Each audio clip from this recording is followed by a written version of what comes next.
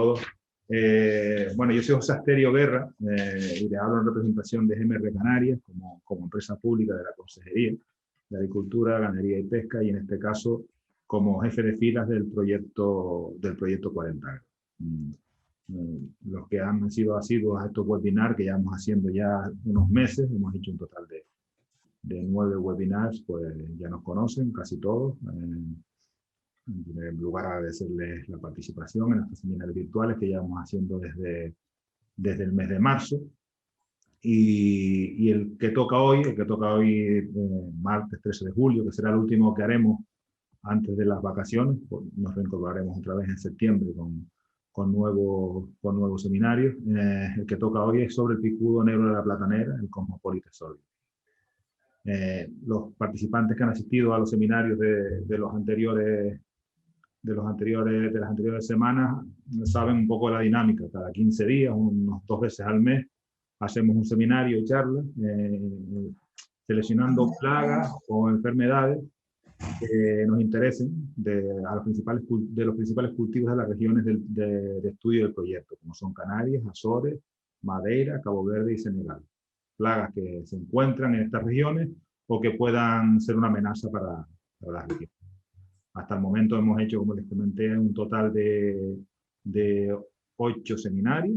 Hablamos del barrenador de la semilla del aguacate, hemos hablado del escarabajo japonés, de Copilia japonica, hemos hablado de las polillas de la papa, del chinche del encaje del aguacatero, de la Diacalandra frumenti, de las palmeras. Hablamos también del HLB y de sus vectores, del Fusarium raza 4, también tuvimos la penúltima charla, y la última charla que tuvimos hace 15 días sobre Bactrocera dorsal.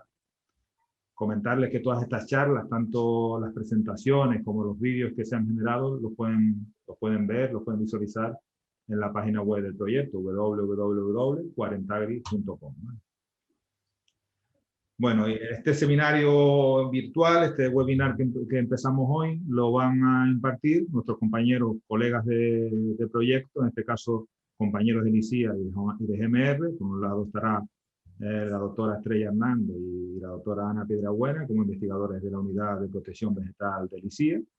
Y por otro lado, tengo un técnico del área de agricultura de GMR, el ingeniero técnico agrícola, el compañero Luis Barroso. En primer lugar, Estrella se centrará sobre todo en la primera parte, que me corrija Estrella si me equivoco, en la biología y en los principales daños y síntomas de esta plaga.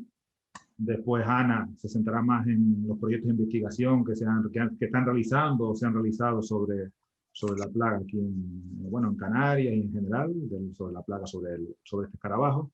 Y finalmente Luis, el técnico de GMR, nos contarán las situaciones que está llevando actualmente la dirección, GMR Canarias, por encargo de la Dirección General de Agricultura, sobre este organismo en un encargo que tenemos por medio del Servicio de Sanidad Vegetal.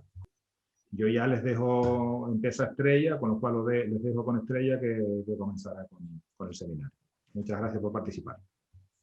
Pues buenas tardes a todos, bienvenidos a este último seminario. Voy a compartir la presentación, aunque Asterio ya me ha comentado las 2 primeras diapositivas. Efectivamente, hoy vamos a hablar de Cosmopolite sordius, que hoy por hoy es la plaga de la platanera más importante a nivel mundial, es decir, es reconocido como la plaga principal de este cultivo en todas las zonas plataneras. Como les decía Asterio, que se me adelantó, realmente los 2 ponentes que van a dar lo interesante esta tarde van a ser Ana Piedrabuena y Luis Barroso. Hemos escogido este orden porque yo solo voy a hacer una pequeña introducción, además voy a ser muy breve, voy a dar generalidades de la plaga nada más para enmarcar a aquellos que tengan menos contacto con Cosmopolites o el picudo negro, pero Ana va a hacer un resumen histórico de los trabajos de investigación que se han venido haciendo en Canarias y sobre todo aquellos proyectos que están actualmente en marcha. Y Luis va a comentar las 2 actuaciones que tiene GMR como brazo ejecutor de la consejería actualmente en marcha, con los que colaboramos, pero que llevan básicamente ellos, que son de monitoreo y de captura masiva.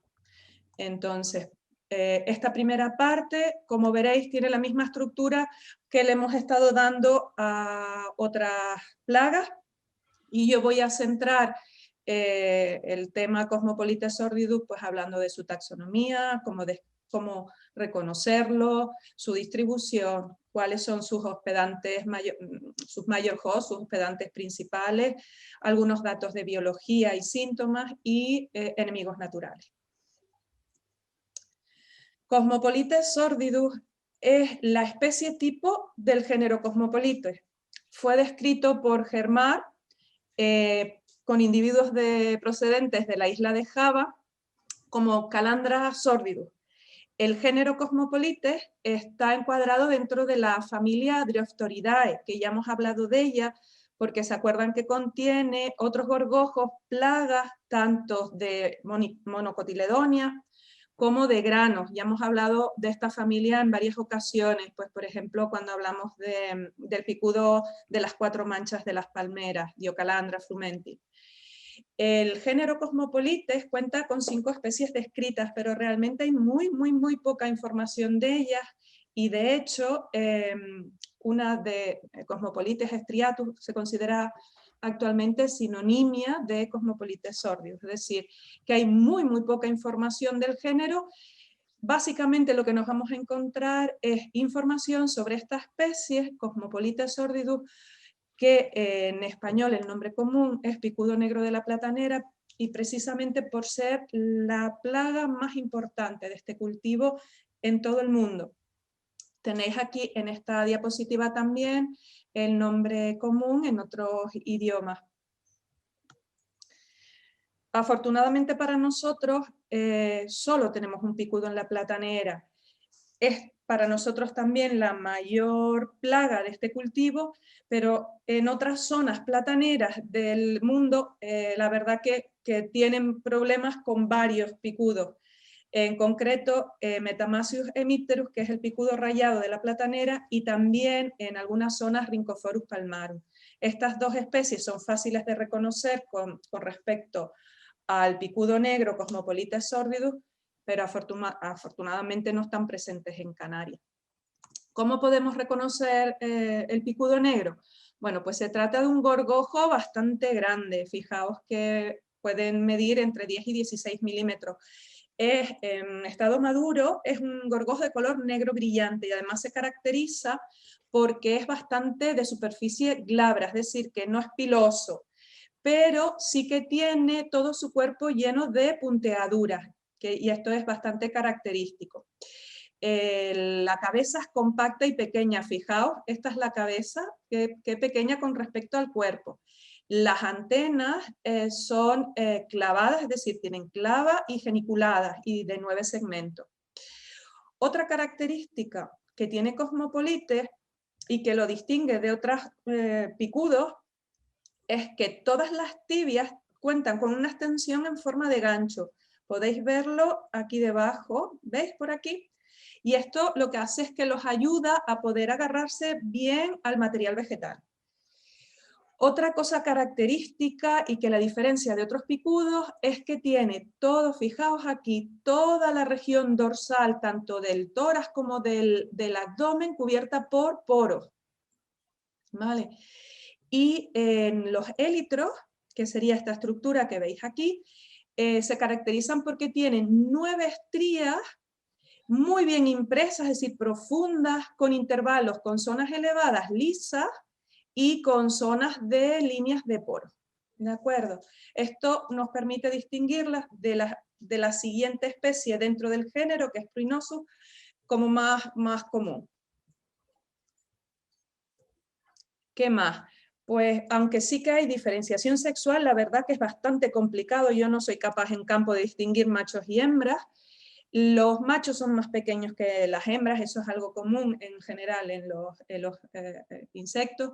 La clava es ligeramente más amplia, y quizás lo más interesante para reconocer machos de hembras es que tienen punteaduras sobre el pico o rostro que se extienden más allá de la inserción, del punto de inserción de las antenas. Pero esto es complicado de ver. Además también el esternito abdominal tiene una curvatura mucho más pronunciada. Pero como os digo, realmente las diferencias en campo, esto es imposible, o si contamos en una trampa, esto es imposible. Como ocurría con otras plagas de las que hemos hablado, está disponible esta clave de larvas, que eso es interesante a nivel de inspectores en frontera, de puestos fronterizos, y tenéis aquí cosmopolites, porque muchas veces lo que vamos a tener si entra material vegetal contaminado, pues van a ser larvas, estadios larvarios. Las larvas de cosmopolites son larvas ápodas, es decir, no tienen patitas que se vean, blanco cremosas, hipognata. Esto significa que tienen las mandíbulas hacia lo que sería el vientre, las veis aquí. Adquieren estas formas de C de entre 1 y 1,5 centímetros de longitud. Se caracterizan también porque tienen una cápsula cefálica, es decir, la cabeza, la zona de la cabeza se distingue bien, muy dura, ámbar, redonda, lisa, y unas mandíbulas muy potentes color café. ¿Qué más podemos decir de cosmopolites? Pues que aunque se considera nativa de la región indomalaya, de hecho, como os dije, se describió de la isla de Java, pero actualmente tiene una distribución cosmopolita, pues se encuentra en todas las regiones plataneras del mundo. En concreto, en nuestra región macaronésica, pues también está reportada para todos los archipiélagos que componen el proyecto. El primer reporte de cosmopolites en las Islas Canarias se sitúa en el año 45, aunque se consideró erradicado, pero reaparece en Tenerife en el 87 y ya luego posteriormente pues, ha ido colonizando otras islas donde se cultiva platanera, como La Gomera, La Palma o Gran Canaria. En cuanto a sus hospedantes, Cosmopolites sórdidos se restringe a la familia Musaceae. Aparentemente, todas las especies del género Musa, incluido por ejemplo el cáñamo de Manila, Musa textilis, estarían atacadas por Cosmopolites. Y también muchas de las especies del género Ensete, que tenéis por aquí, que son también Musaceas ornamentales.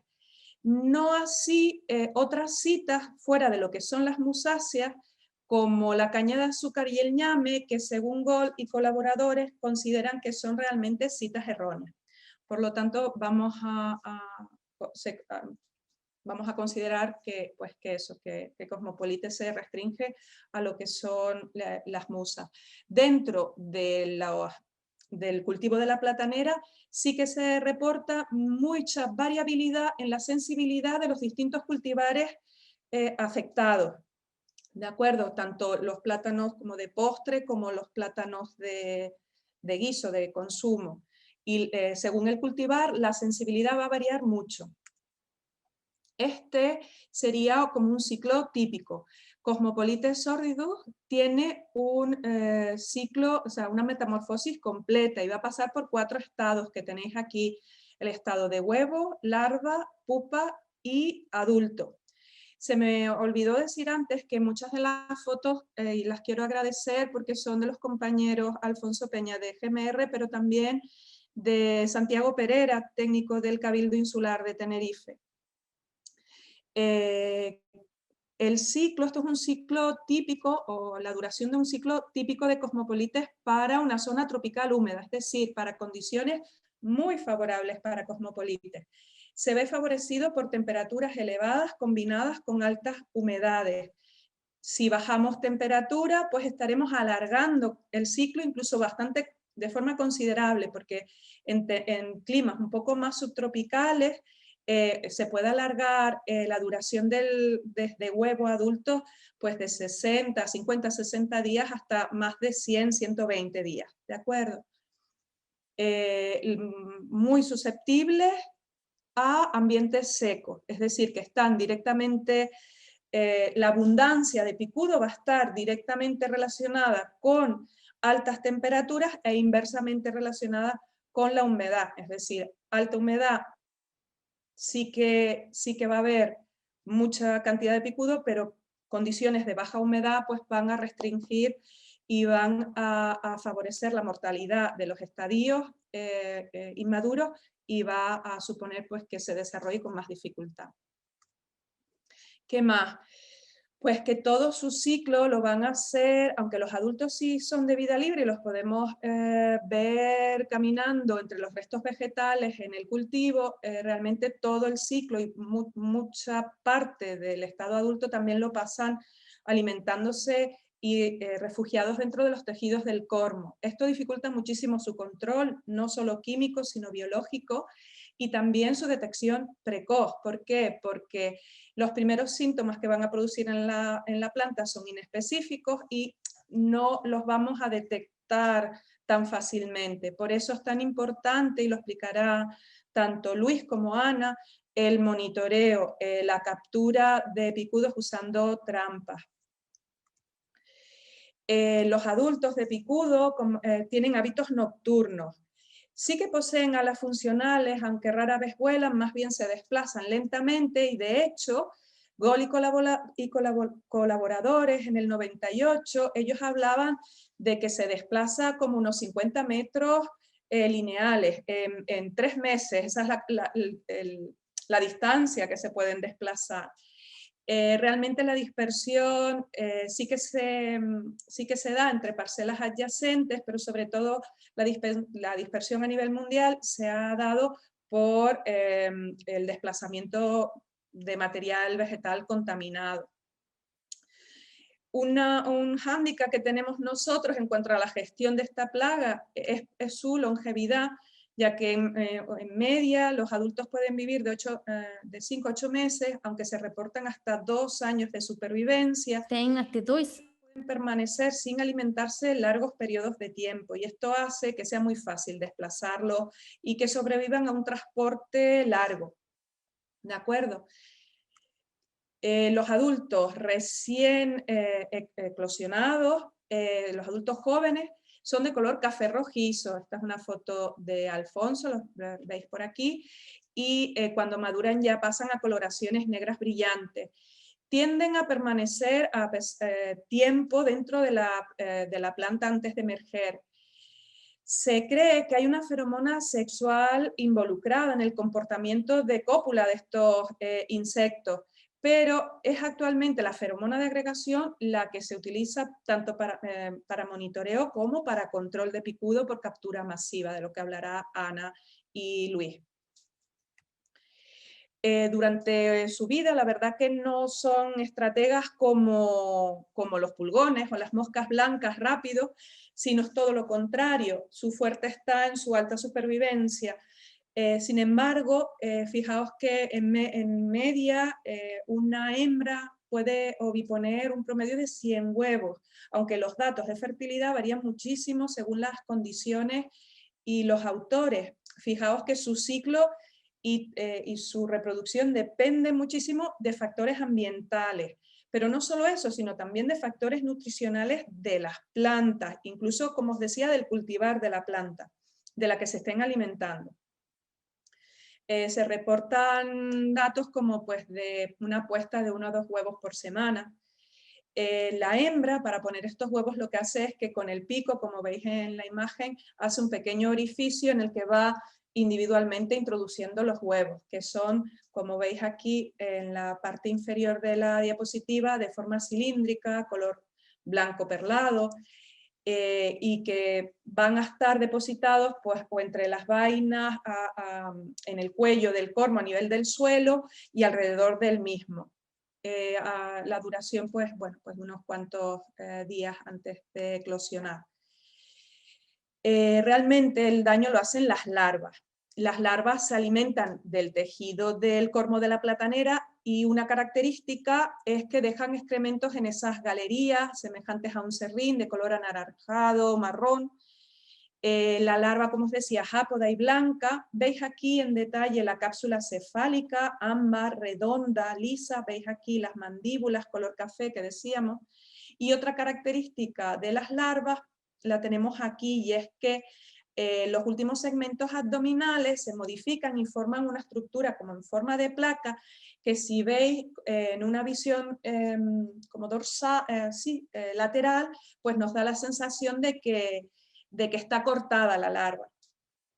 En función de, como os decía, de las condiciones, de los factores nutricionales y ambientales, lo normal es que tenga 5 estadios larvarios, pero en condiciones poco propicias pueden llegar a desarrollar hasta 8 estadios larvarios, ¿de acuerdo? Tienen un movimiento hacia la parte externa de la cabeza o cormo cuando van a realizar la pupa, en la que excavan pues, una especie de cámara pupal. Y aquí la tendríamos. Esta sería la pupa de Cosmopolites, que es una pupa de tipo libre o exarata, es decir, que puedes ver, fijaos aquí, todas las partes del futuro cuerpo del adulto. Es un blanco caramelo, blanco lechoso, y la morfología de la pupa permite el sexado, pero también encontrar las pupas en el cormo es tan complicado en campo, pues que el sexado prácticamente no lo hacemos en ninguno de los trabajos. ¿Qué más? Pues bueno, los daños. Obviamente el daño directo lo van a ocasionar estas larvas al alimentarse del cormo, porque van a destruir en la construcción de sus galerías, van a dañar tanto raíces como tejido vascular. Además, especialmente cuando se corta la madre después de la recogida del racimo, suben por el pseudotallo ligeramente. Aquí tenemos 2 imágenes de daño. Cuando el picudo accede a la planta ya en un estado de mayor madurez, de mayor crecimiento, vemos como el daño es bastante más periférico, pero fundamentalmente plantas procedentes de cultivo in vitro, jóvenes. Si llega demasiado pronto el picudo, pues vamos a ver que el daño es completo y pues nada, es una planta que no va a prosperar y que no va a producir. Los síntomas realmente, para observarlos, o cortamos la cabeza o cormo o lo pelamos, que es otra de las formas en las que se puede ver la infestación que tenemos. Y ahí veríamos pues cómo estarían pues estas galerías. Los daños indirectos son muchos porque al romper todo lo que es el sistema de alimentación de la planta, pues vamos a tener amarilleos en hoja, falta de desarrollo de la planta, falta de llenado de la fruta, especialmente en plantas pequeñas procedentes de cultivo in vitro se va a ver afectado el punto de crecimiento, disminución del vigor, vemos estas plantas que se vuelcan fácilmente por el viento, ¿de acuerdo? Como os decía, es la plaga más importante en Canarias en platanera y a nivel mundial en este cultivo. Ya yo estoy terminando, simplemente algunos apuntes sobre el control biológico, porque ahora empezará Ana a contarles sobre lo que es la gestión de la plaga y el control de la plaga.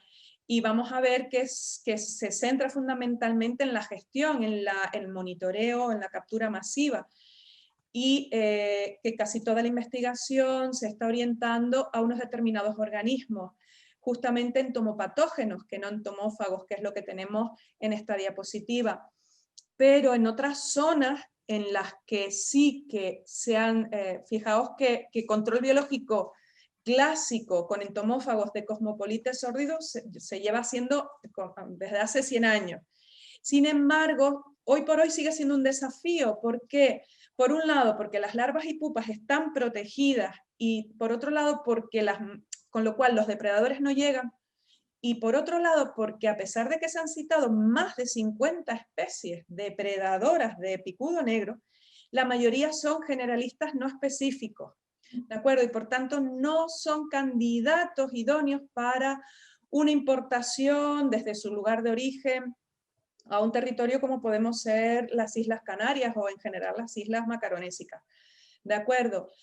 La especie más utilizada en control biológico clásico es justamente esta que tenéis aquí en negrita, es un coleóptero, Plaesius javanus, también recogido en Java, en el lugar de origen de del picudo negro y que ha sido importado, llevado a otras zonas, por ejemplo, en México y en otras zonas de Indonesia, y donde el picudo es un gran problema.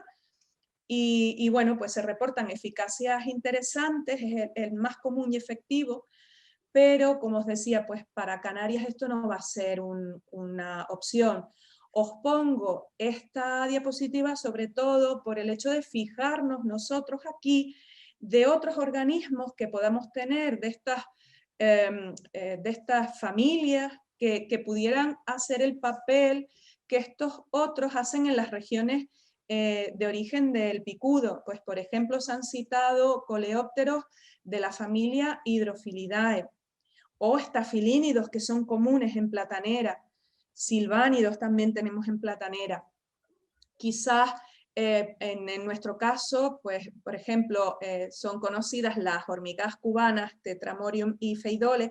Las especies que nosotros tengamos aquí no son depredadoras como estas, pero sí que pues, apuesto pues a lo mejor por estafilínidos o silvánidos que sí son comunes en la platanera, y quizás el fijarnos más en estos depredadores generalistas por si pudiéramos detectar que alguno está haciendo un papel hasta ahora no reconocido.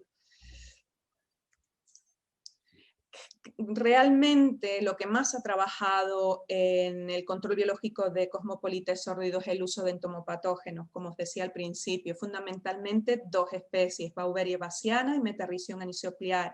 Desde los años 70 se están haciendo ensayos con estos hongos, pero os pongo aquí un recorte de la publicación de Tresson y colaboradores de este año, del 21, que hacen una revisión precisamente del control biológico de cosmopolites, y ellos ya en la revisión mundial que han hecho de esta especie, ya reportan que realmente hay muchos ensayos hechos que en laboratorio dan muy buenos resultados, 100% de mortalidad de larvas, pero cuando estos organismos se llevan a semicampo y luego a campo, pues se reducen muchísimo las eficacias, y eso es un poco lo que hemos estado viendo y que os contará Ana.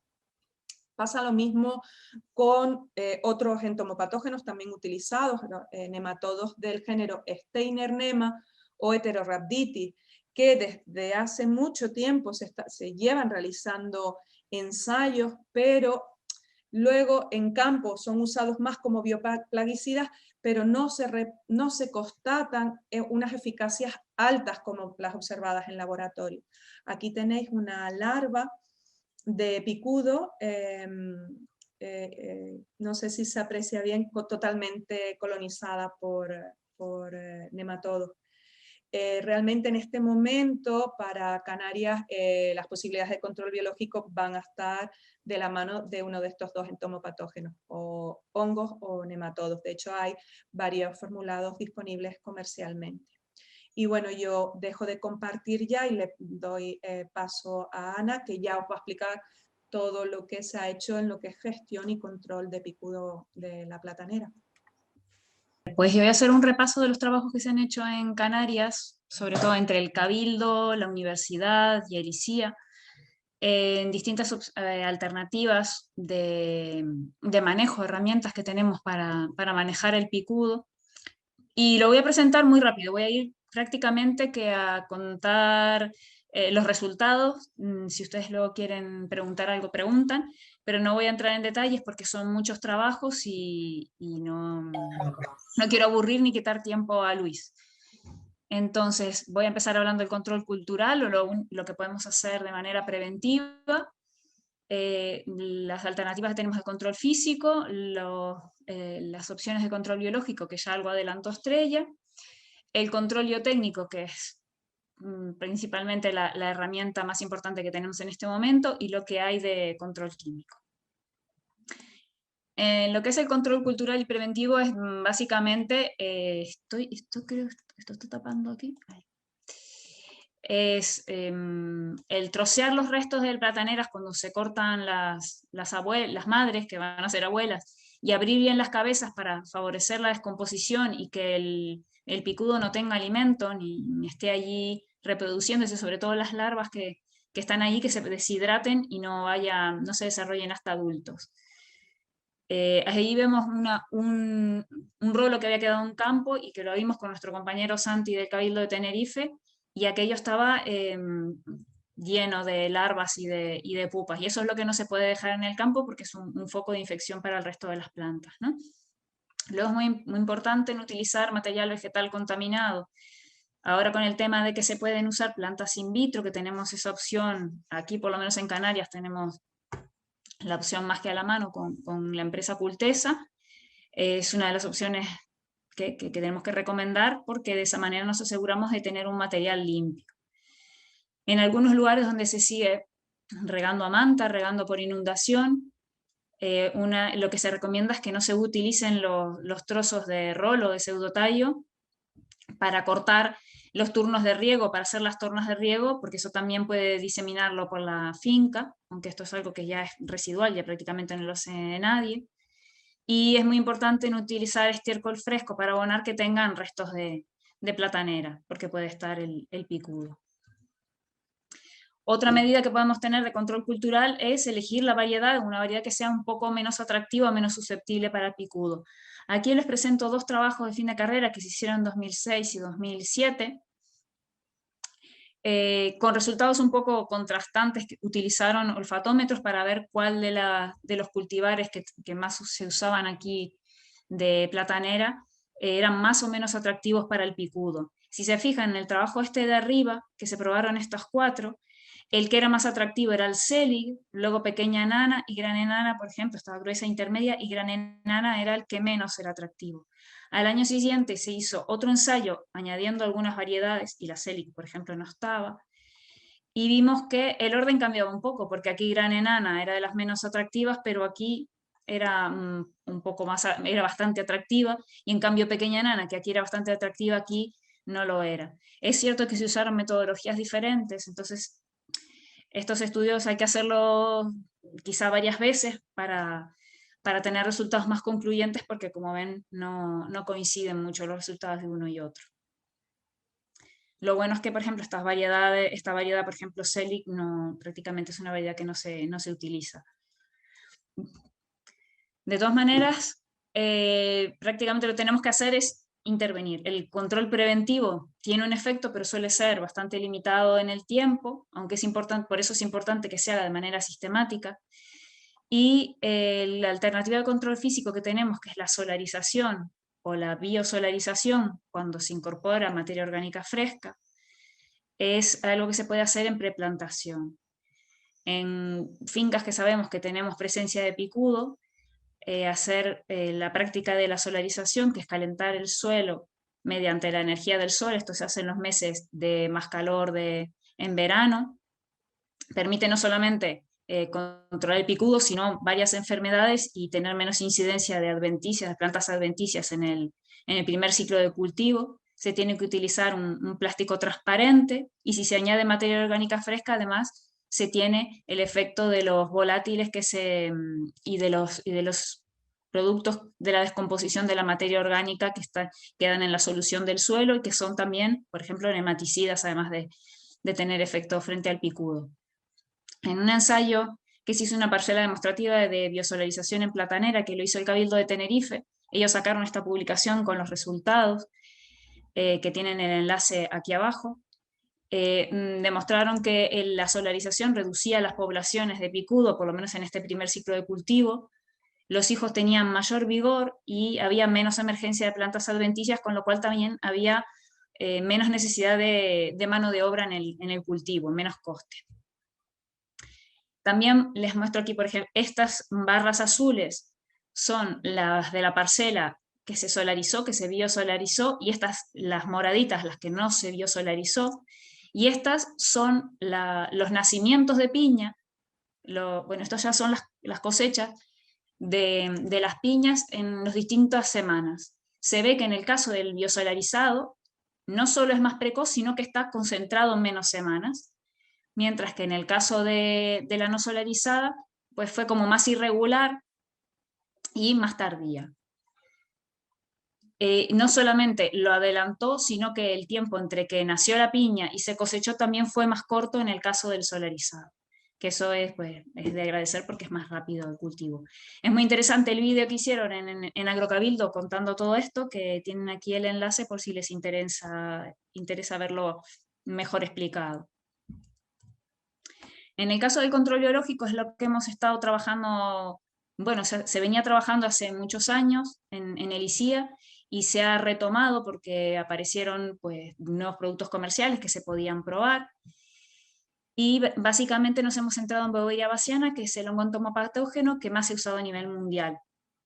Es un hongo que no es específico de picudo, sino que es un hongo entomopatógeno generalista. Se utiliza para muchos insectos, y de hecho en este ensayo nosotros probamos varios productos. Foemic Plus, que estaba para el Rhynchophorus ferruginus, el picudo rojo de las palmeras; Naturalis, que es uno de los más antiguos de Boveria bassiana, que está para varios insectos, que ninguno de estos era para picudo, y tanto Botanigard como Basi también son en base a Boveria bassiana y son para otros insectos. Pero queríamos probar qué tal funcionaban estas cepas para picudo. Hicimos un ensayo en laboratorio y encontramos que el Foemic Plus, el de las palmeras, y el Naturalis, que era el de toda la vida, eran los que nos daban mejor resultado. Luego verán, cuando pase a hablar de los ensayos ya en campo, que elegimos estos productos para ensayarlos en campo, porque eran los que nos habían dado mejor resultado en este primer ensayo. No solamente tuvieron mejor control, sino que además ese control fue más rápido que en el caso, la mortalidad que provocaron en los picudos en laboratorio fue más rápida. El año pasado volvimos a hacer un ensayo similar porque habían aparecido nuevos productos. En este caso volvimos a probar el Foemic y el Naturalis, que eran los que nos habían dado buenos resultados la vez anterior, pero añadimos Serenissim, que es una cepa de Boveria bassiana que está registrada para picudo de la platanera. Ostrinil es una cepa que es para Rhynchophorus ferruginus, pero que es de la misma casa, de UPL, y Velifer, que es un producto de BAF de formulación líquida, igual que Naturalis. Y los resultados que nos dieron fue que el Serenissim, que es la cepa que está indicada para picudo, y que además está indicada para picudo porque fue aislada de picudo, entonces es muy específica, y Velifer, que es el producto de BAF, fueron los que nos dieron mejores resultados, aunque no fueron resultados tan elevados, con una mortalidad tan elevada como en el ensayo anterior. Sí que destacaron estos dos productos, sobre todo el Serenissim, que tuvo un efecto muy rápido. Entonces, ya pasó lo que son ensayos en campo. En el año, esto es del 2000, antes del 2010, creo que o del 2011, se hicieron ya ensayos en campo con los formulados que había en ese momento para Boveria bassiana, y se probaron tanto en pulverizado alrededor de la planta como en pinchado a la planta, y también dejando larvas de galeria. Aquí se ve en una fotito unas larvas de galeria infestadas dentro de la trampa a la cual venía el picudo, a ver qué tal se daba la infestación de picudo en campo con esa forma de aplicación. El control, lo ven aquí en azul, tuvo prácticamente el mismo comportamiento que en la inyección al cormo, que es el verde, en la pulverización alrededor, que es el rosa, y en la trampa que se añadieron las galeras incluso hubo más infestación. El análisis estadístico no dio diferencias en los tratamientos, o sea que ninguno de ellos fue efectivo, ni se observó en ningún caso que los picudos estuvieran parasitados por Boveria.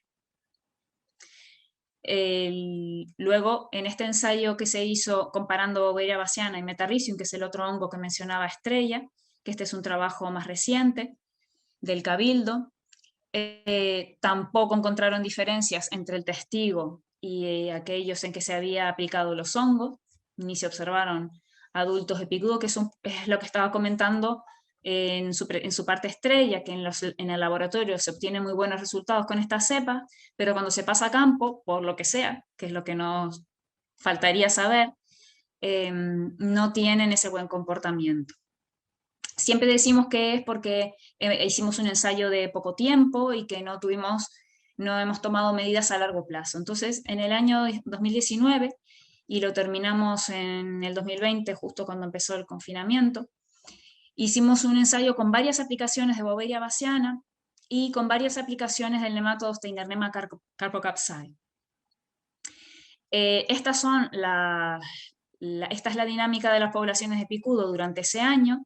En azul está el hongo, en naranja está el nemátodo, las poblaciones en donde se aplicó el nemátodo, y el testigo es el gris. A simple vista no vemos diferencias, pero y el análisis estadístico no da diferencias, aunque sí, con los valores que tenemos, se observó una disminución de las poblaciones de picudo con respecto al testigo de un 11% en el tratamiento con el hongo y un 17% en el tratamiento con Steinernema. Podemos discutir estos resultados, que posiblemente sean similares a los que podríamos obtener con alguna práctica cultural. Es cierto que también se evaluaron parámetros de crecimiento y de producción. En los parámetros de crecimiento hubo ligeras diferencias. Estadísticamente el Capsanem se observaron plantas con algo más de vigor, un poco más altas, con mayor diámetro que en el tratamiento que estaba el hongo y en el testigo. No se encontró diferencias en la producción entre ninguno de los tratamientos. El nivel de daño en el cormo que se determinaba mediante el pelado del cormo, que lo hicimos hacia al final del ensayo, se pelaron una cantidad, pues, todos los que pudimos, porque tenían que estar en un estadio determinado, de cormos, y observamos que el testigo tenía un comportamiento intermedio entre los dos tratamientos. En la aplicación con Capsanem se reducía ligeramente el nivel de daño, y en el del hongo había incluso un aumento.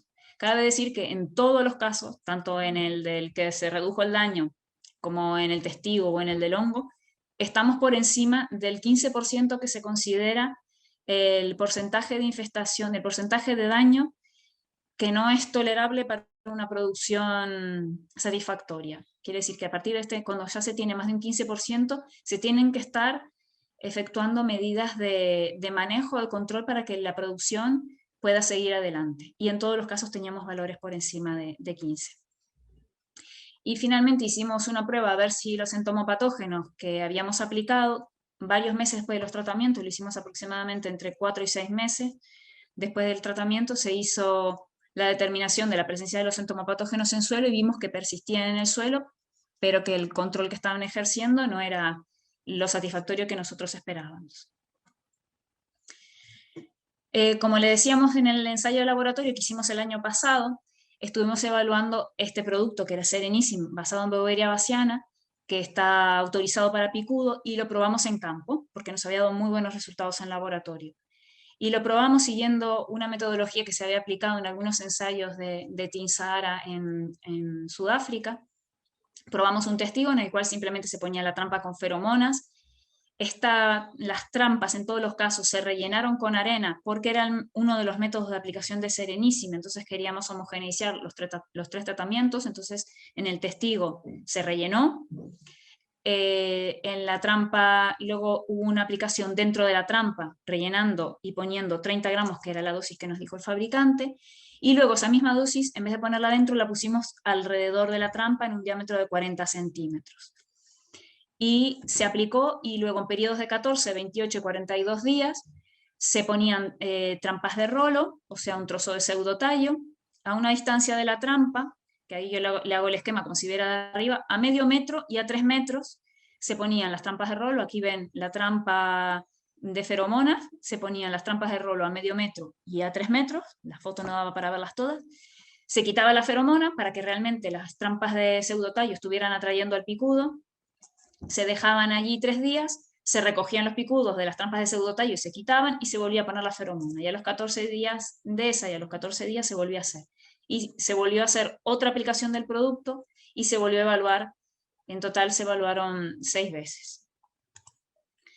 Entonces pudimos ver en este ensayo, por este lado le muestro en esta gráfica, las barras azules oscuras son las trampas de rolo que estaban cerca de la trampa de feromonas, y estas las que estaban lejos. La mayoría de los picudos, casi el 78%, se capturaron las trampas que estaban cerca, las trampas de rolo que estaban cerca. Luego, en total se capturaron 1.288 adultos de todos los muestreos. Aunque solamente 6 de todos esos presentaron luego micelio o presencia del hongo en laboratorio.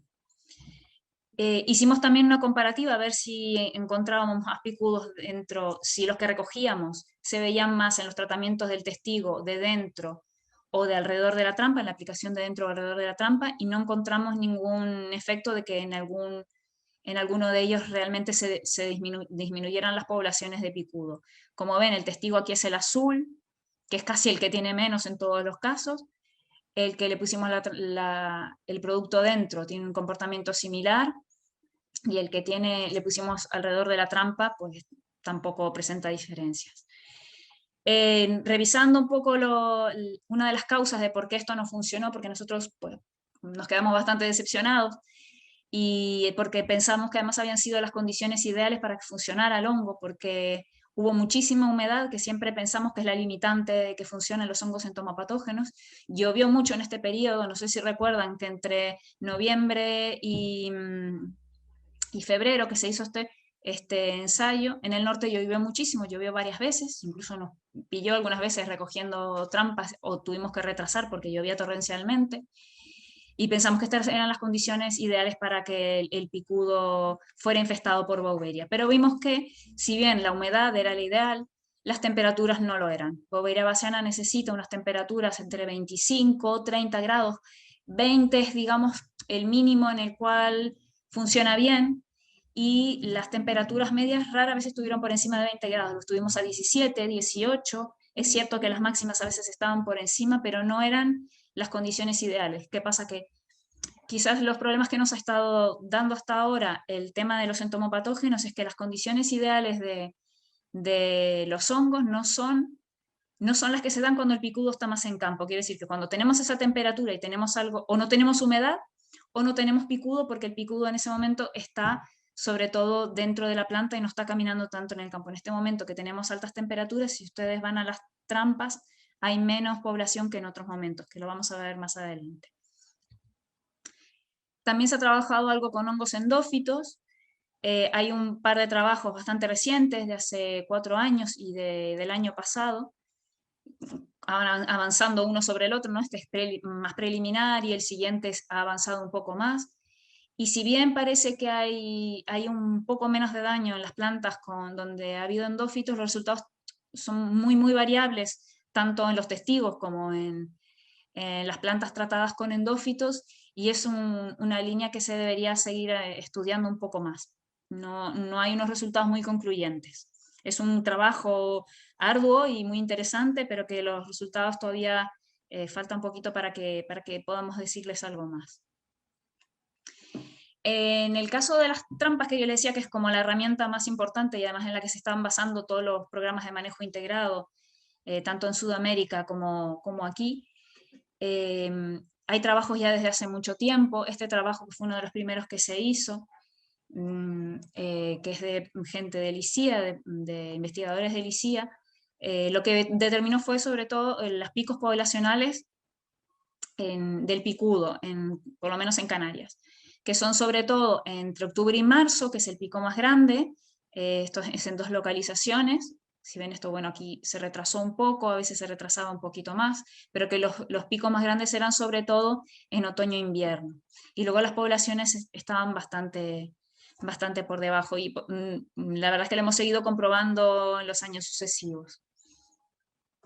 Luego, como se sabía muy poco al principio, este trabajo fue muy interesante, que hicieron entre Asprocan y en convenio con la Universidad de La Laguna, fue el estudio de cada cuánto había que poner las trampas, para saber cuál era el radio efectivo de las feromonas que se estaban usando, porque teníamos recomendaciones en otros lugares y estábamos viendo que no tenían la efectividad, se estaba viendo que no tenían la efectividad que se esperaba.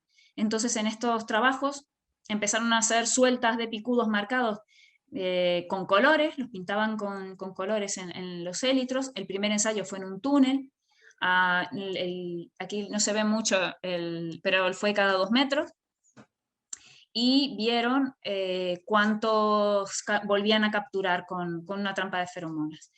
Vieron que, por supuesto, en la que estaba más cerca, pues se capturaban la mayoría de los que se habían soltado, en cada caso se soltaron 20, y en distancias entre 4 y 6 metros de la trampa era donde también se capturaban una gran cantidad. ¿Qué pasa? La de 2 metros, aunque era el ideal porque se capturaban un montón, no es viable en la realidad porque nadie va a poner trampas cada 4 metros, ¿no? Porque estos 2 de la trampa sería 2 para un lado y 2 para otro, nadie va a poner trampas cada 4 metros porque es inviable económicamente. Entonces empezó a trabajar con unas distancias un poco más razonables, pero que fueran buenas, y ya en una finca en campo. Es un ensayo más avanzado.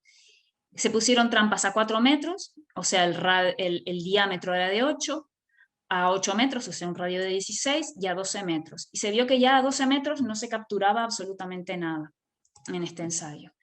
Y se llegó a la conclusión que la distancia ideal entre las trampas en campo para una captura masiva era 10 metros. Es cierto que luego, para monitoreo, lo que está recomendado en el Manual de Gestión Integrada de Plagas de Platanera es de trampas cada 25 metros, porque el objetivo no es captura masiva, sino monitoreo de las poblaciones. Entonces se reduce la densidad para que sea manejable y para tener una idea de las poblaciones y saber el momento de intervención. Pero para una captura masiva tendrían que estar más cerca, y para nuestros ensayos estamos usando estas distancias. La eficacia de la captura masiva está demostrada desde el año 2010 con este ensayo en el cual se hizo un mapeo con solamente un año de diferencia de la densidad de picudo, poniendo trampas a 10 metros, y se observó que la reducción de las capturas llegaba al 90%. Entonces, esta es una herramienta muy importante. Luego, algo que no tenemos que desdeñar es que las feromonas no son todas iguales.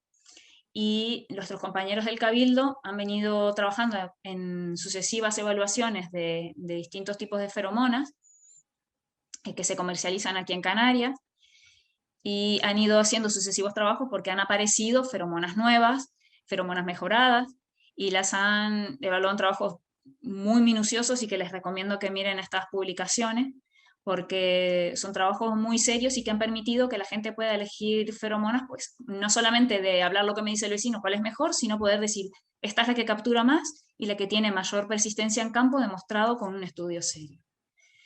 También Asprocan ha hecho algunos ensayos recientemente de feromonas para picudo. En particular, ha estado trabajando con feromonas de la empresa de cobertura, que es una empresa local en Canarias que está trabajando con feromonas, que está desarrollando feromonas para nosotros, está trabajando también para nosotros dentro de Cuarentagri, no solo para picudo, sino también para otras plagas, y tiene la ventaja que la tenemos aquí cerca, que podemos conversar con ellos e ir mejorando las formulaciones de las feromonas prácticamente que a la carta, ¿no? Podemos estar trabajando a mano con ellos para que nos ayuden en las capturas de las distintas plagas que estamos trabajando.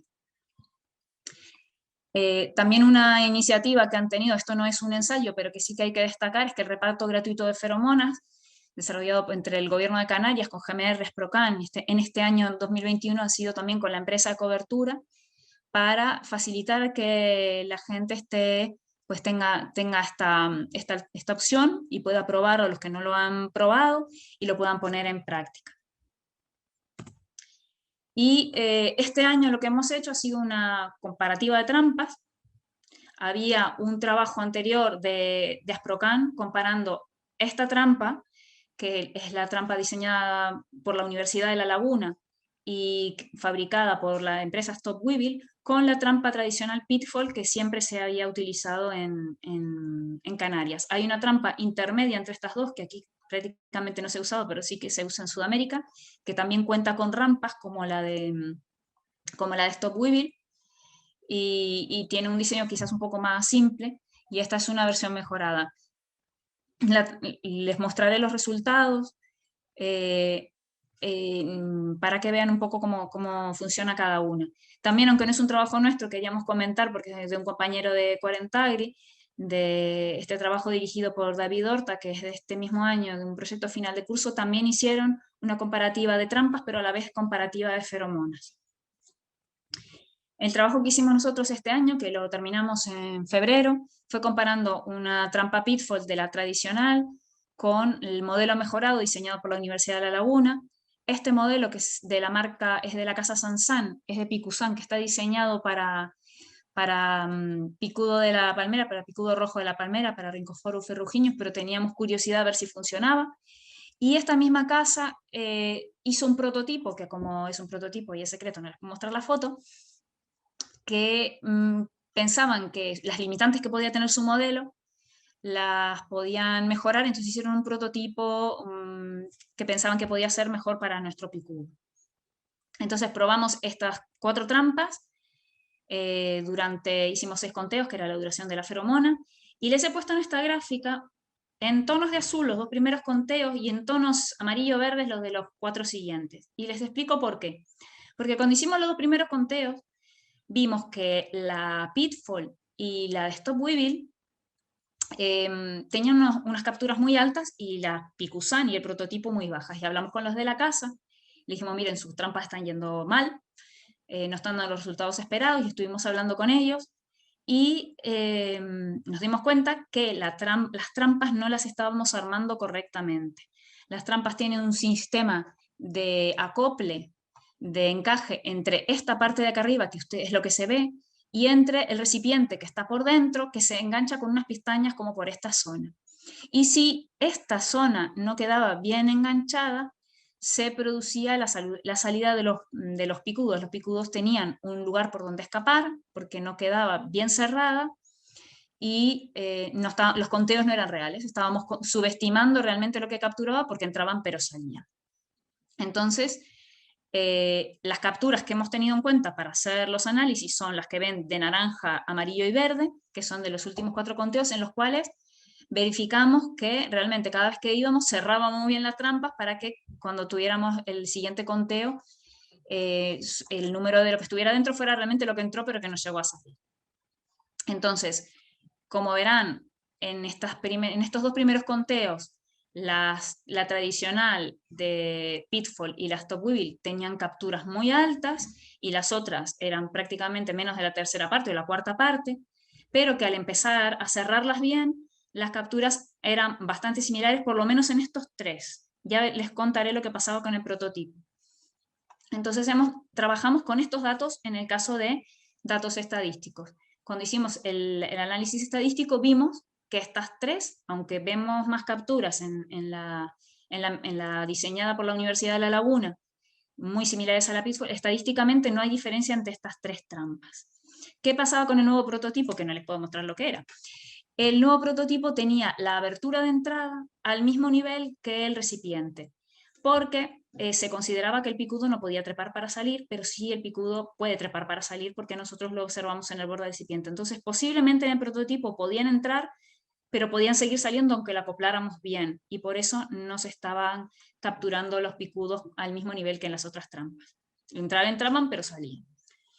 Y consideramos interesante hacer no solamente una comparativa de la eficacia de captura, sino también una comparativa, por un lado, económica, tanto en el precio que tiene cada una de las trampas, que en el prototipo no se sabe, lo cual nos daría un coste de trampas por hectárea, no a nivel de captura masiva, sino a nivel de monitoreo, por eso lo multiplicamos por 25.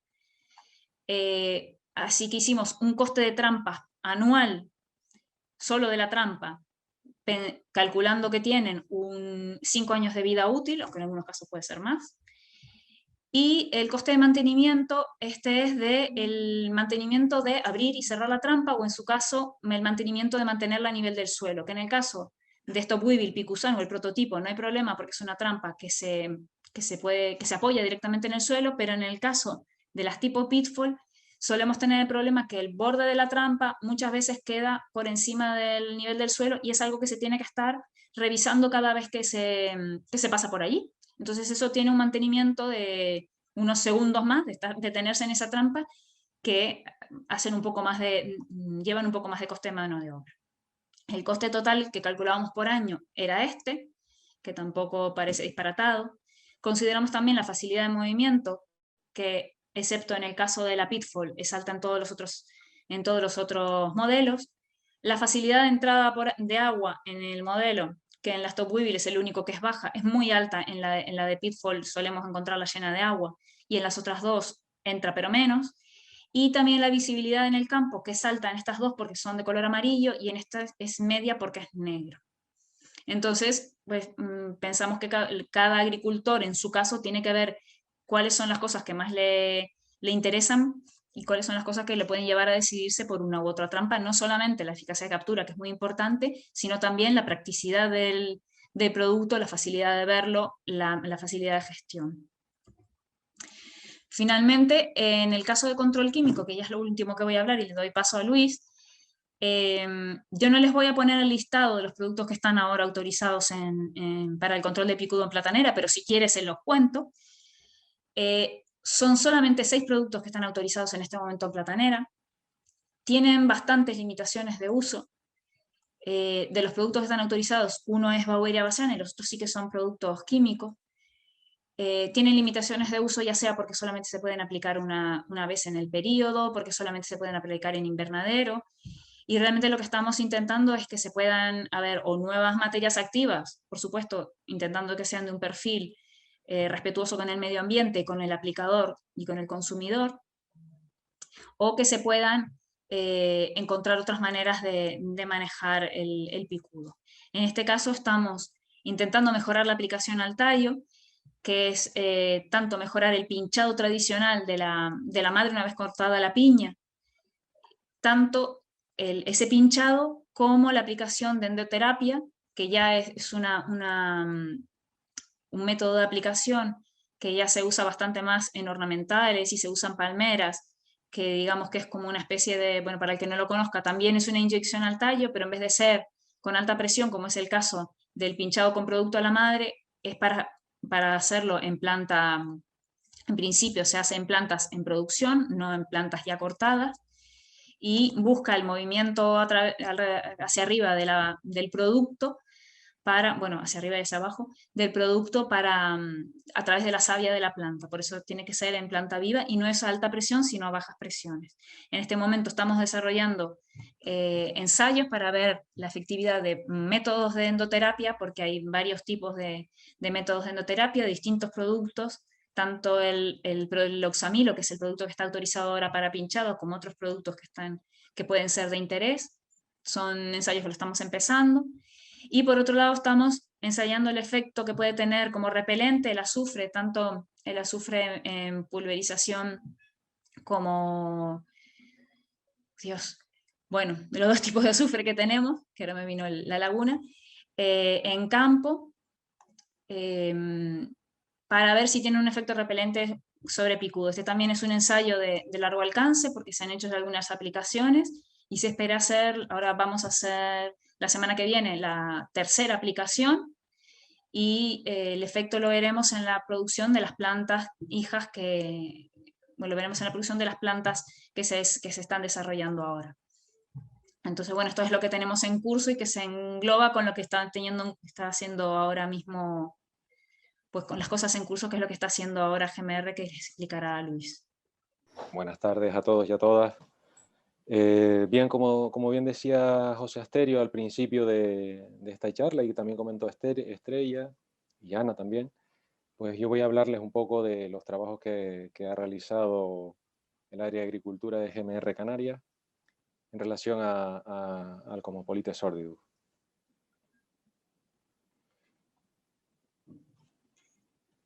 A ver si se me pasa. Bien, vamos a empezar hablando de por qué realiza GMR estos trabajos. Ya un poco lo ha explicado tanto Estrella, Ana, como José Asterio. Será breve la explicación. Y después desarrollaremos un poco lo que son las actividades que ha hecho GMR, como es la red de monitoreo y el ensayo de captura masiva. ¿Por qué realiza GMR estos trabajos? Pues bueno, la explicación básica o sencilla es que tiene la Dirección General de Agricultura, a través del Servicio de Sanidad Vegetal, tiene un encargo a GMR para la prospección y detección de plagas en Canarias, no solo el Cosmopolite, sino, como pueden ver en esta diapositiva, otros tipos de plagas. Pero bueno, nos vamos a centrar ahora en el Cosmopolite sordidus y qué es los trabajos que realiza GMR. Pero sí queríamos dejar claro que estos trabajos son por encargo de la Dirección General de Agricultura a través del Servicio de Sanidad Vegetal. Bueno, las actividades desarrolladas son básicamente dos. El establecimiento de una red de monitoreo y ensayos de captura masiva. Los trabajos realizados por GMR se han centrado en 3 islas, las 3 islas que ven en la diapositiva. La isla de La Palma, La Gomera y Gran Canaria. Lo primero que se hizo fue pues, elaborar un modelo de ficha para obtener una serie de datos que considerábamos pues relevantes o que pudieran ser interesantes sobre las parcelas colaboradoras o que iban a participar en estos trabajos y recabar fotos y tener salidas gráficas, planos de toda la finca. Queríamos tener una base de datos con la mayor información posible o toda la información que nos pudiera facilitar desde las parcelas para tener esos datos registrados. Lo siguiente que se realizó pues, fue establecer el método para colocar las trampas para la red de monitoreo y lo que se hizo fue pues, dividir la finca en 4 zonas, la finca colaboradora en 4 zonas y colocar una trampa dentro de cada una de esas zonas. Lo que pretendíamos conocer es si esas parcelas estaban afectadas o no por cosmopolites. Bien, una vez realizado todo el trabajo previo, pues se pasó al trabajo de campo de colocar las trampas para el monitoreo.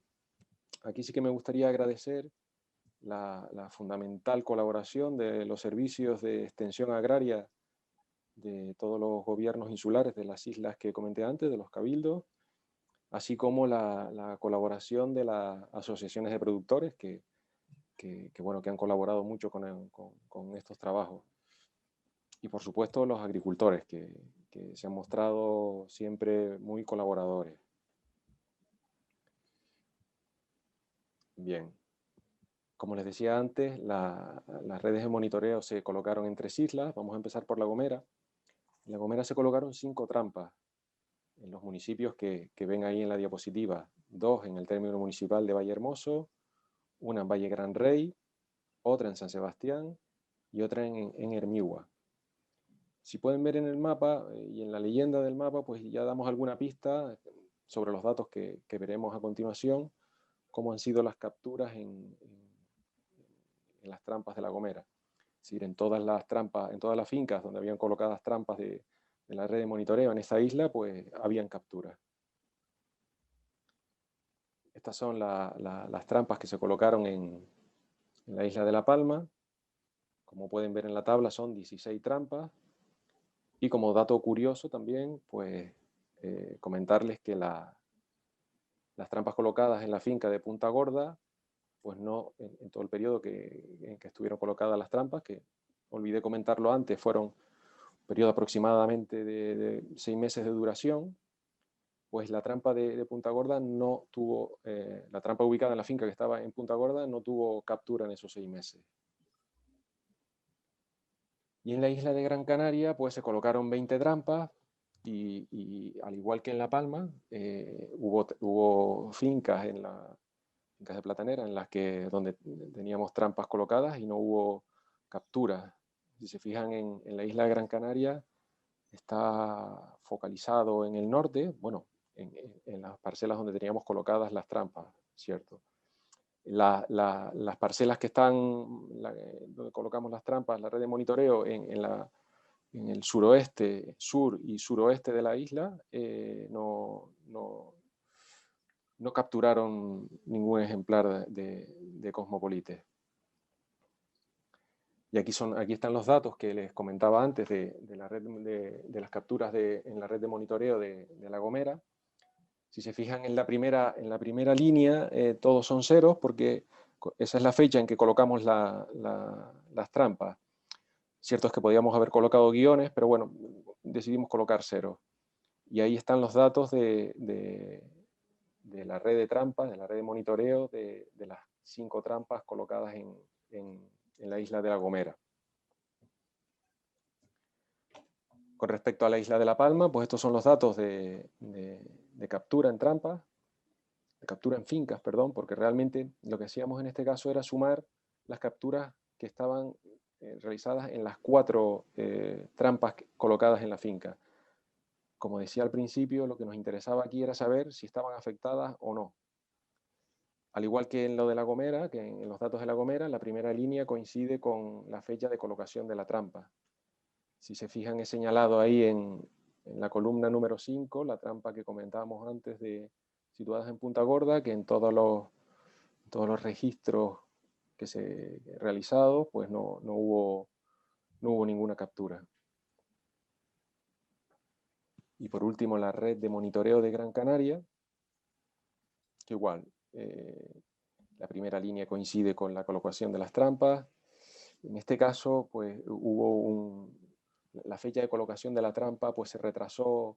Si se fijan, hasta la trampa número 9 hay una fecha, y a partir de ahí la fecha fue posterior, fue en enero. A partir de la trampa pues número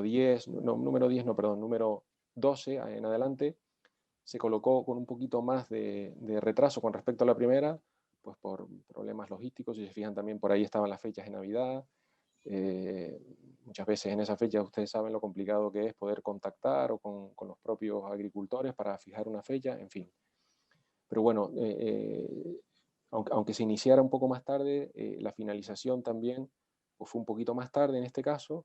Pero bueno, si se fijan en la tabla también, esas trampas coinciden con las que veíamos antes en el mapa, que hay, es que estaban situadas en el suroeste, sureste y sur de Gran Canaria, y no hubo captura. Comentar que los trabajos de la red de monitoreo ya están finalizados. Todos los datos estos que acabamos de ver nos dieron una serie de resultados para poder establecer los diferentes ensayos para captura masiva. Y teniendo en cuenta los resultados de las capturas que habíamos visto en la colocación de la red de monitoreo, pues empezamos a hacer los ensayos de captura masiva. Buscábamos parcelas con características que tuvieran un alto número de capturas, ya lo vimos antes, las que tenían mayor número de capturas, que hubiera buena predisposición de los propietarios, siempre la hubo.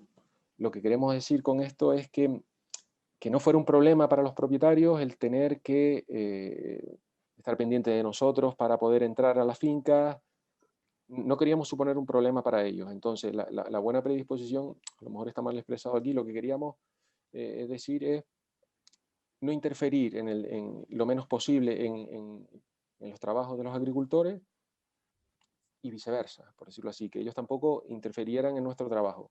La verdad que por ahora no tenemos ninguna queja al respecto. Y que las parcelas tuvieran buen acceso, pues un poco en la misma línea, ¿no? Es decir, buscábamos aquellas parcelas en que, por ejemplo, si fuera un invernadero, pues si fuéramos un día a revisar las trampas no nos encontráramos cerrados, que no tuviéramos algún tipo de dificultad. En base a estos criterios, pues se eligieron las diferentes parcelas en las distintas islas donde hacer los ensayos de captura masiva.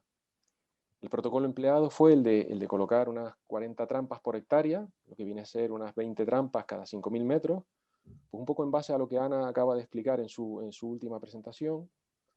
El registro de captura, en este caso por trampa, no por parcela como hacíamos antes, sino por trampa colocada, pues se realiza se realiza cada 15 días, durante un año. Y el registro de cualquier acción realizada por el agricultor también es importante.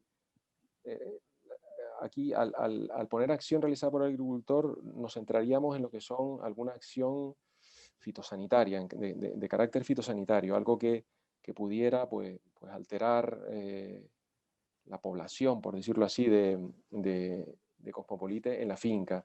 Pues todo eso, pues llevar un registro.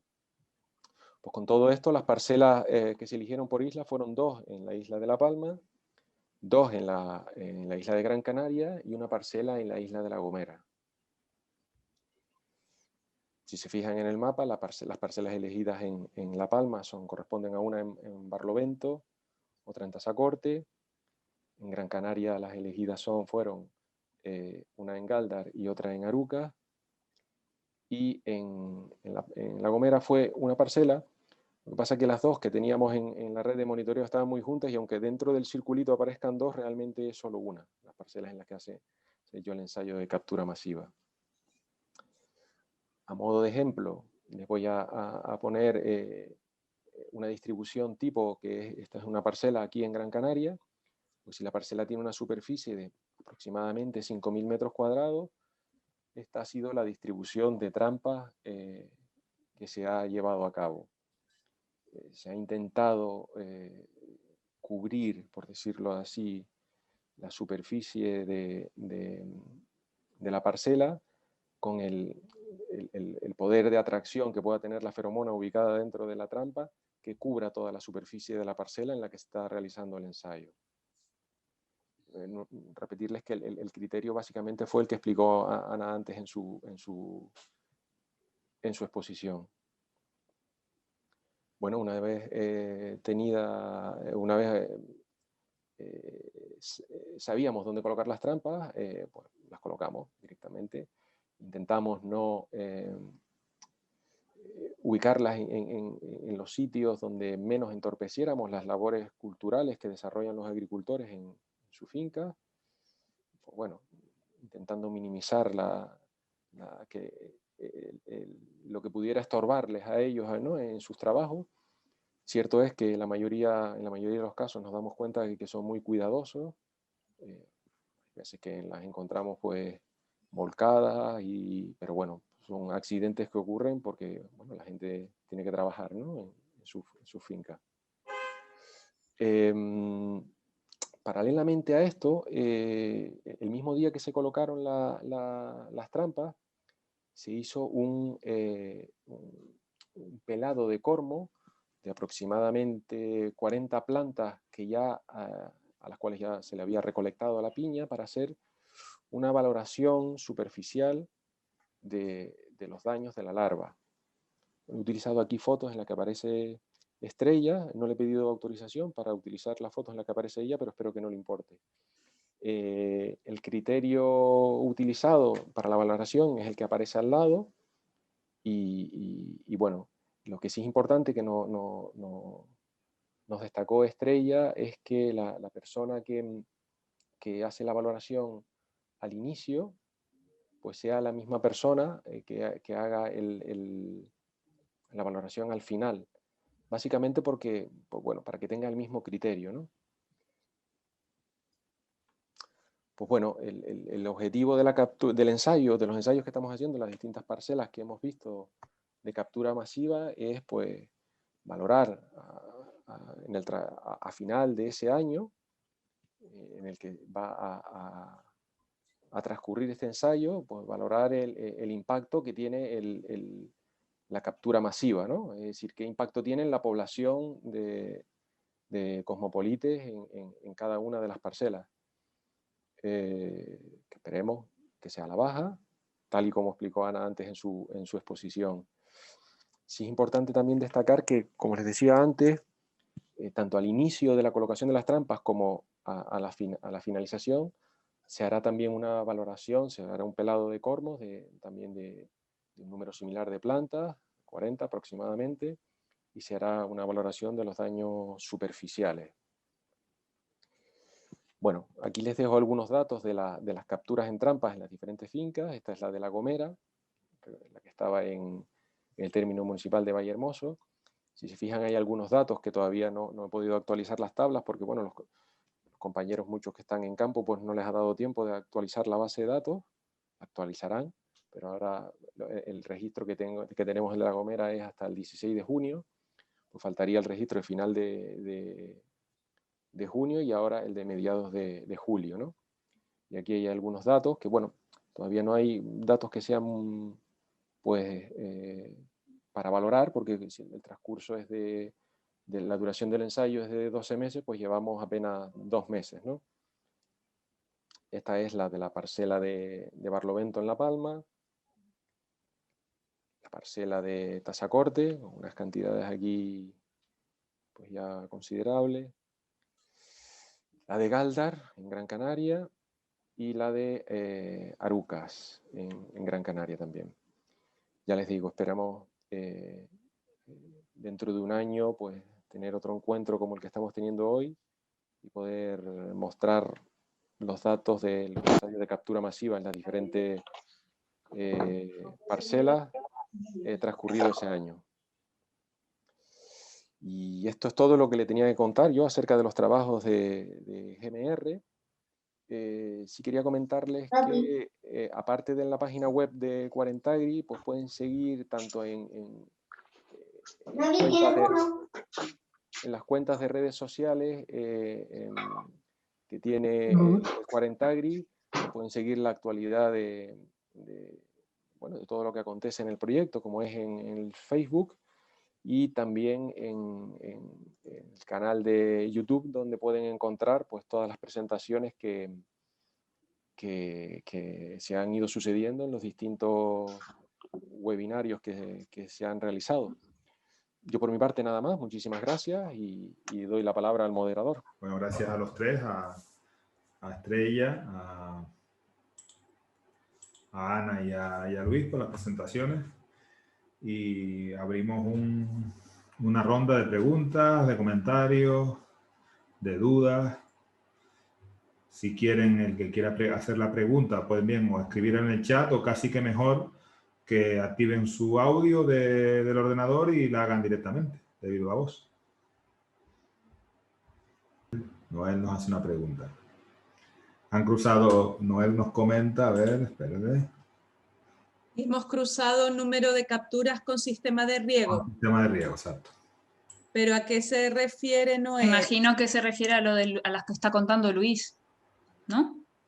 Sí, no, de momento no, solo realmente lo que estamos empezando y sí que sabemos cuál es el sistema en cada parcela y estamos empezando con el tema de captura masiva. Luis no lo comentó, pero la eficacia de la captura la conocemos, pero lo que nos ha hecho hasta ahora es valorar el efecto ya no sobre, o sea, no solo es el número de picudos que vamos a retirar de las parcelas, sino sobre el efecto en los daños en la siguiente generación o la siguiente producción. Es decir, vamos a tomar datos no solo de pelado, sino también de producción, con lo cual hasta ahora lo que se sabe es de la reducción de esa población de picudos, pero no hay números sobre el efecto en los daños, y eso es un poco la idea de estos ensayos. Y también otra cosa es que no solo lo estamos haciendo con GMR en estas islas, sino que el Cabildo de Tenerife tiene también parcelas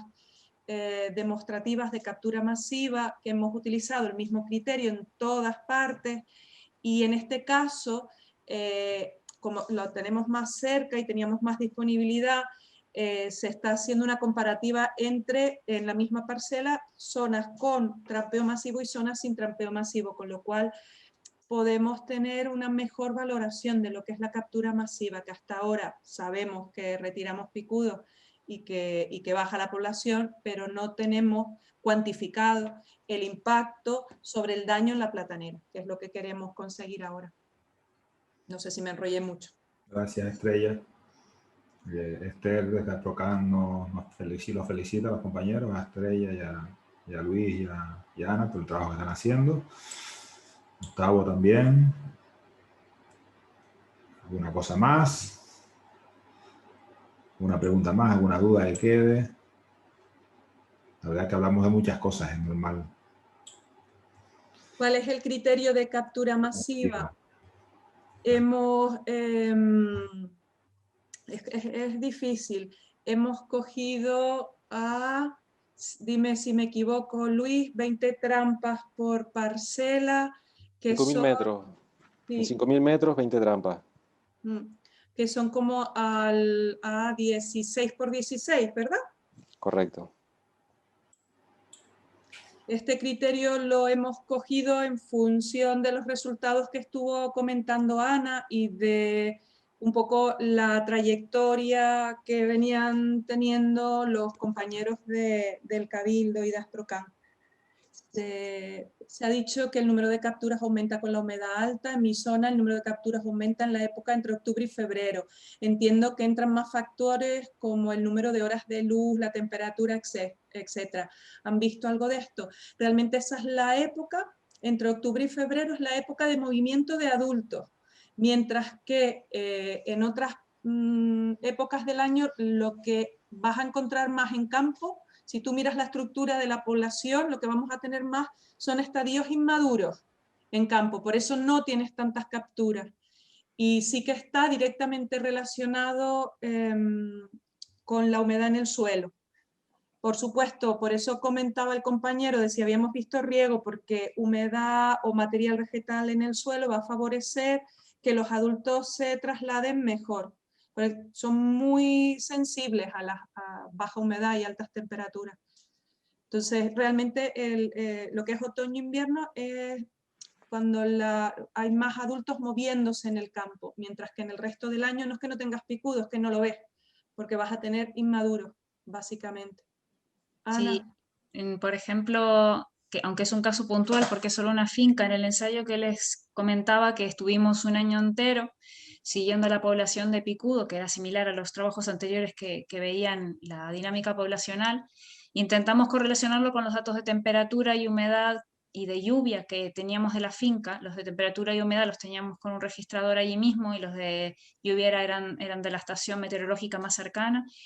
Y realmente con la temperatura no veíamos ninguna correlación, porque teníamos a lo mejor las mismas temperaturas entre octubre y febrero, que es donde está el pico. No, a lo mejor eran parecidas las de otoño e invierno que las de primavera, pero en primavera no había ese pico. Entonces, había un poco más de relación. Lo que pasa es que tú también dices, la humedad, cuando llueve mucho, sí, pero si en un lugar donde se está regando todo el año, la humedad en el suelo, a no ser en el sur de Tenerife, en los periodos en los que no estás regando, pero que la humedad en el suelo, en los lugares donde más o menos hay humedad todo el año, es más relativa. Entonces quizás entra algo de lo que comenta este compañero, que habla del número de horas de luz, que es algo que nunca hemos considerado, si puede haber ahí un efecto de un fotoperíodo o alguna otra cosa que no solemos medir y no tenemos en cuenta.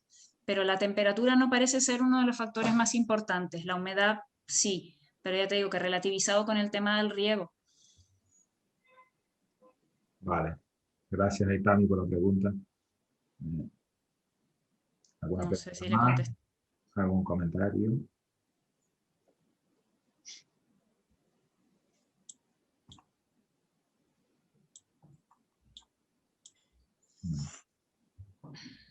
Yo lo que me gustaría es agradecerle la participación. Ha habido momentos que éramos 45 personas conectadas para ser 13 de julio y con este calor, pues Este calor.